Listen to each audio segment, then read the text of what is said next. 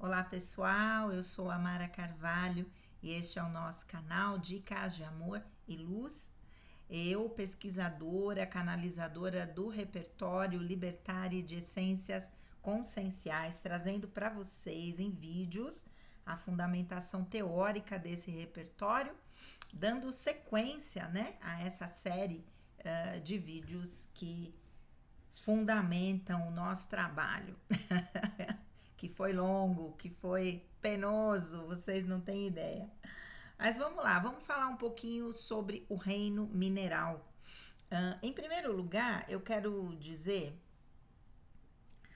que até muito pouco tempo atrás, na história, não se trabalhava com a questão da formação trina do universo, de qualquer coisa que existisse, ter três componentes essenciais: matéria, energia e consciência. Se sabia que existia matéria e energia, mas a consciência veio se agregar a essa formação e passar a explicar tudo o que existia no nosso universo a partir dos conhecimentos da física quântica, né? E então tudo que existe no universo tem uma consciência. Claro que são consciências em estados vibracionais, dimensionais diferentes da consciência humana, mas tudo tem energia, tem forma, energia e consciência, né? Então, quando a gente fala, por exemplo, do reino mineral, estamos falando do reino mais antigo que existe no nosso planeta. E que a formação de todas as estruturas que existem no nosso planeta também existem em função da constituição cristalina.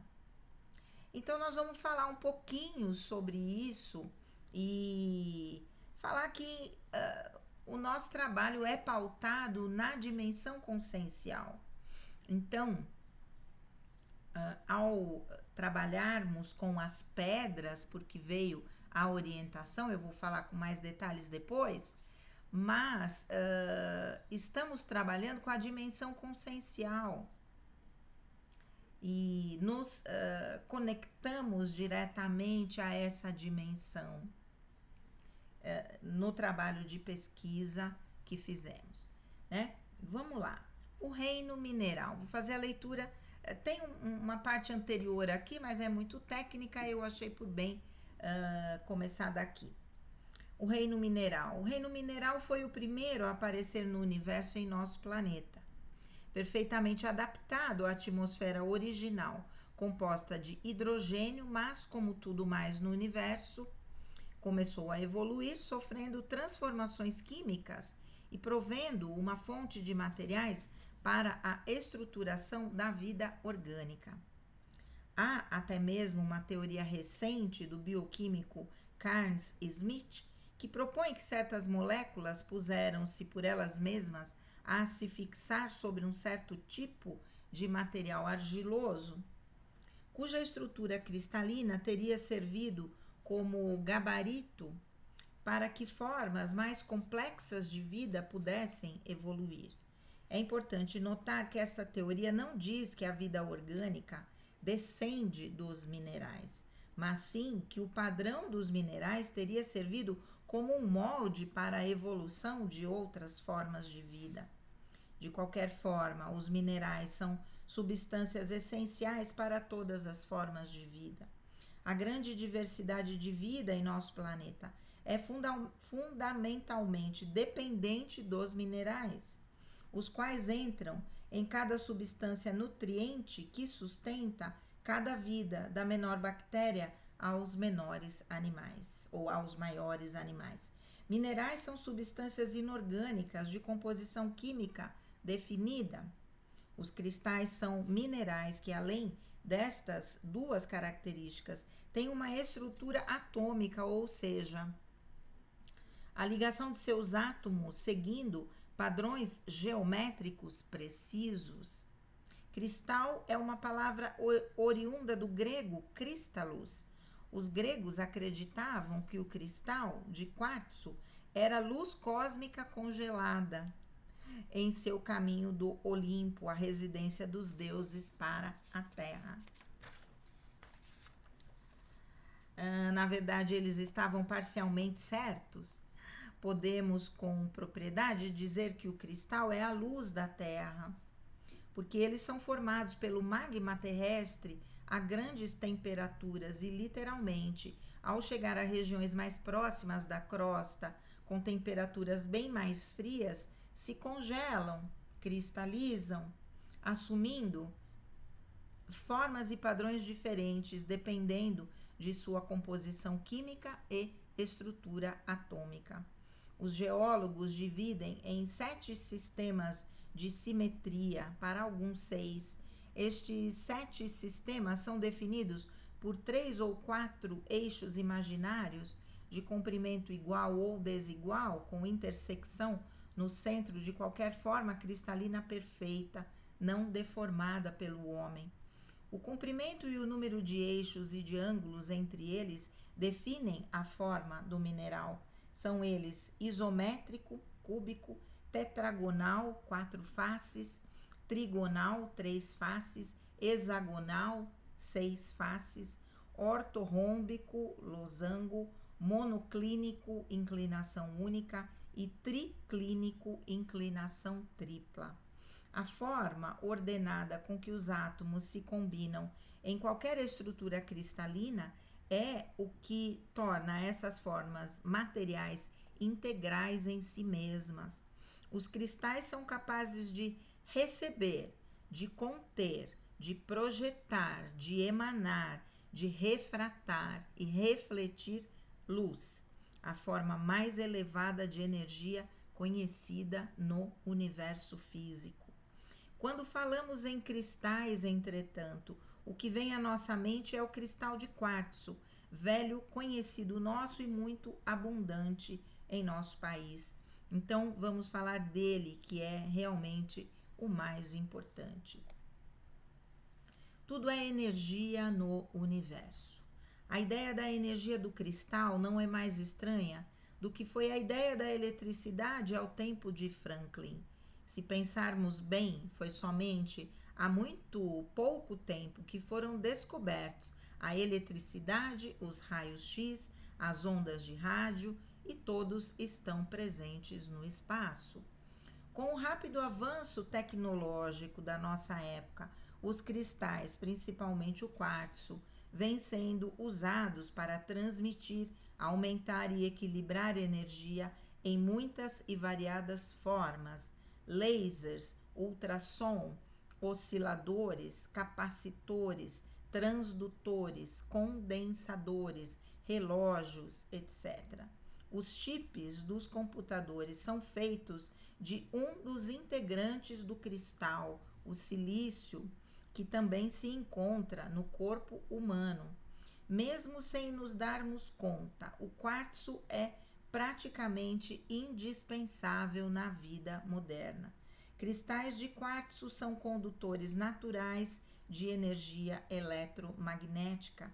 Cada elétron em movimento produz um campo de força, um fluxo regular de energia que se move livremente pela estrutura do cristal. As forças que mantêm a coesão de um cristal estão em harmonia e em equilíbrio perfeitos. Um cristal é absoluto equilíbrio, não perde nem ganha em nível energético, emite e absorve constantemente, sempre com uma troca perfeita. Efeito piezoelétrico. A piezoeletricidade é uma das propriedades do quartzo amplamente usada na tecnologia moderna. O que é exatamente o efeito piezoelétrico? Piezo significa pressão. Quando ondas de pressão, som ou pressão mecânica interagem com a matriz cristalina, impulsos elétricos são estimulados. Inversamente, quando impulsos oscilatórios interagem com o cristal, oscilações mecânicas correspondentes ocorrem no quartzo, ou seja, se uma energia mecânica é aplicada ao cristal, ele emite luz, eletricidade. Se invertermos o processo enviando eletricidade ao interior do cristal, resultará numa energia mecânica, vibração. Se aplicarmos energia térmica, também será produzida uma vibração elétrica. Em cada um desses exemplos, a energia absorvida pelo cristal não é a mesma que será emitida por ele. Esta energia foi transformada. Força ódica. Apresenta muitas propriedades similares ao eletromagnetismo, porém, outras são exclusivas da força ódica. Os polos de um ímã exibem não só a polaridade magnética, como uma polaridade única associada ao campo ódico. Os cristais exibem a polaridade única, mas não são, em si, magnéticos. Na força ódica, os polos opostos têm propriedades subjetivas que podem ser captadas por pessoas mais sensíveis e, contrariamente ao eletromagnetismo, os polos opostos do campo ódico não se atraem. Na força ódica, semelhante atrai semelhante. A força ódica no corpo humano produz uma polaridade semelhante à que se acha presente nos cristais, sendo o lado esquerdo do corpo humano o polo negativo e o direito o positivo. Assim sendo, absorvemos energia pelo lado esquerdo e transmitimos energia pelo direito. O cristal absorve energia pela base e pelo corpo e o transmite pela ponta. Muito bom! Vamos lá, contar um pouquinho da história, né? Quando nós começamos a fazer a canalização com as orquídeas, nós tínhamos que colocar água mineral, né? Ou uma água de boa qualidade. Dr. Bach pegava água diretamente da fonte lá na sua fazenda, ou na fazenda que ele ficou, se cuidando de um câncer de estômago, como já disse, e tinha uma nascente de rio, e ele pegava essa água cristalina puríssima. E nós, no nosso trabalho, pensamos, nós não temos capacidade de analisar a água. Então, como nós vamos fazer para que essa água seja semelhante à pureza cristalina que Dr. Bach tinha ao fazer as suas matrizes, né, do repertório dos florais de Bach? E veio a orientação para que nós colocássemos uma vasilha com cristal de quartzo branco natural, que esse cristal iria tornar aquela água pura, cristalina. Então, a água de cristal, a princípio, até temos uma essência que se chama Laqua Crystallis, porque depois veio a orientação de que nós colocássemos todos os nomes das essências em latim, a língua mãe do planeta Terra, assim foi dito. E então que nós teríamos essa água pura, simplesmente colocando cristal de quartzo natural, infundindo essa energia nessa água, e essa água seria utilizada como base para a preparação de todas as nossas essências, e assim foi feito, né?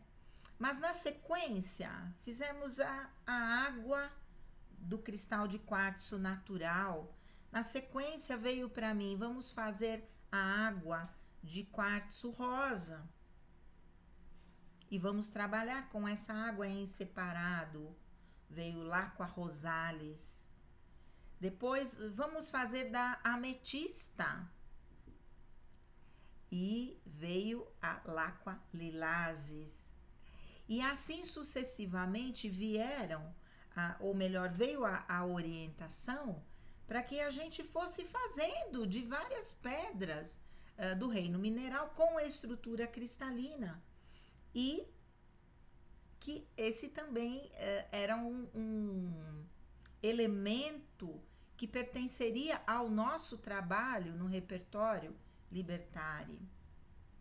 Lá na frente, nós percebemos que as orquídeas, com a sua energia extremamente sutil, foi dito para nós que no reino vegetal, na família das flores, que o reino das orquídeas, vamos dizer assim, representaria a sua máxima evolução e traria como capacidade a conexão com dimensões altíssimas e trabalhar com os cristais, com as pedras, que são os elementos mais antigos do nosso planeta, o reino mineral todo, que seria o ancoramento da energia na Terra. Então percebemos que nós formávamos, através desse trabalho na mistura dessas energias, um eixo entre céu e terra. E todo o trabalho foi estruturado nessa dimensão. Quando eu comecei, talvez eu vá falar também mais depois, né, como eu captei as propriedades, né, na verdade, dos cristais, né, das pedras que nós usamos, 123 pedras, 48 orquídeas e 123 pedras. Na verdade foram 50 orquídeas, mas duas foram preparadas pela Teresa e não deu tempo de incluir no manual, que já estava pronto. E também não deu tempo de fazer o trabalho de experimentação, um grande grupo de pessoas, porque foi um pouquinho antes de eu terminar a última turma do curso lá em Blumenau. E na sequência eu me casei, depois aconteceu a pandemia, etc, etc. E eu acabei de verdade não retornando mais para Blumenau. Mas quando nós fomos então orientadas a trabalhar com as pedras, com estrutura cristalina, que é a estrutura perfeita, o equilíbrio perfeito, não é? Comecei, aí no meu caso eu comecei a comprar pedras, porque eu trabalhava aqui neste espaço que se chamava Espaço Mizar Cristal. Mizar, que é o nome de uma estrela, e cristal, porque Roberto Pantarotto, grande incentivador desse trabalho para mim, tinha pedras de todos os tipos aqui no espaço para vender. E eu comecei a comprar e nós fazíamos as essências em Blumenau, colocávamos na água, coávamos, mesmo processo da orquídea, né? E só que de uma forma muito mais fácil, porque a pedra é mais tranquilo de mexer do que a própria flor, né? E então, aqui nesse espaço onde o meu consultório em Cotia funcionou durante 6 anos, eu comprei a maioria das pedras aqui. Eu acho que 90% das pedras foram compradas aqui, das mãos do Roberto Pantarotto, que era um grande estudioso dos cristais. Ele e sua filha, que também tinha um espaço em São Paulo. Então eu estava no mundo dos cristais aqui. E fui, vamos dizer, me abastecendo dessa egrégora. E praticamente tudo que eu canalizei, com exceção de algumas coisas que foram feitas na minha casa, a canalização dos textos, né, da descrição das essências, foram feitas na minha casa, não foram feitas aqui. mas a pesquisa, a catalogação das essências, a pesquisa dos chakras, tudo isso dos corpos, tudo isso foi feito neste espaço, né? Espaço físico, nesta egrégora que se chamava Espaço Mizar Cristal, que foi o primeiro espaço alternativo de Cotia. Roberto Pantarotto e Maria Lúcia Dela Cruz Pantarotto, Lilian Pantarotto Pires, as 3 pessoas que tomavam conta desse espaço pioneiro em Cotia, que funcionou durante 26 anos. Na pandemia, eles resolveram fechar. Dona Lúcia, que foi uma pessoa que me ajudou muitíssimo, foi uma grande mãe para mim aqui em Cotia, me acolhendo, me ouvindo, enxugando minhas lágrimas em muitos momentos. Quando eu passava pelas maiores dificuldades da minha vida, após o meu divórcio e a minha vinda para Cotia, por todos os dramas, ter deixado minhas filhas em Santo André, porque não tinha mais condição nem de bancar gasolina para vir trabalhar. Dona Lúcia me acolhia, fazia chazinho, fazia um bolinho. Você tá nervosa? Vamos lá. Come um bolinho, toma um chazinho. E Dona Lúcia hoje sofre de uma doença chamada demência frontotemporal, já acho que há 8 anos, né? E praticamente acamada, né? Vive sentadinha numa poltrona, sem muito movimento, não anda, não fala, mal reconhece hoje. Mas a primeira vez que eu fui até a casa deles, visitá-los, né? Foi um pouquinho antes da pandemia, por sinal. Mesmo ela sem conseguir falar, eu cheguei e disse: Dona Lúcia, sou eu. E os olhinhos dela encheram de lágrima. E eu sei que ela me reconheceu. Roberto, que cuida com todo o amor e carinho, mais de 50 anos de casados, um exemplo. Quando eu e meu marido fizemos, num primeiro momento, a nossa união estável, foram eles que foram nossos padrinhos. E eu disse: faço questão que vocês sejam nossas testemunhas, porque o amor de vocês é uma coisa maravilhosa e merece ser copiado, se é que a gente pode dizer isso, né? Então, ai, gente, peraí. Não quero ficar chorando toda hora. Mas quando eu lembro, eu me emociono, né? Então, quando na pandemia eu estava em outro consultório, eu fui para outro consultório sozinha e fiquei lá durante 9 anos. Foi lá que eu abri o Casa Flor, Núcleo de Saúde. Ai, meu Deus! Gente, estamos com uma oscilação de energia aqui o tempo todo. Cai a energia em torno de 8 vezes por dia, pelo menos. Fica um tempinho e retorna. Então, retornou agora. É bom que eu me recuperei um pouquinho.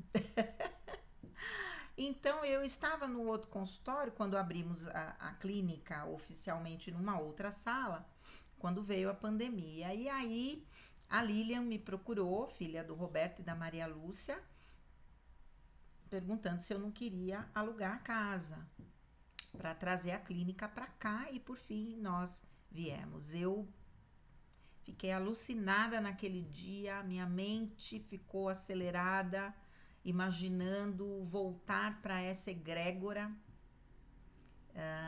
onde eu desenvolvi 90% do trabalho dos Florais Libertari, e foi uma emoção. Eu passei uma noite chorando de emoção, de verdade e de ver como a espiritualidade age, né? Então, eu vou deixar para falar sobre como eu cheguei nas propriedades dos cristais, das pedras com estrutura cristalina, depois no outro vídeo.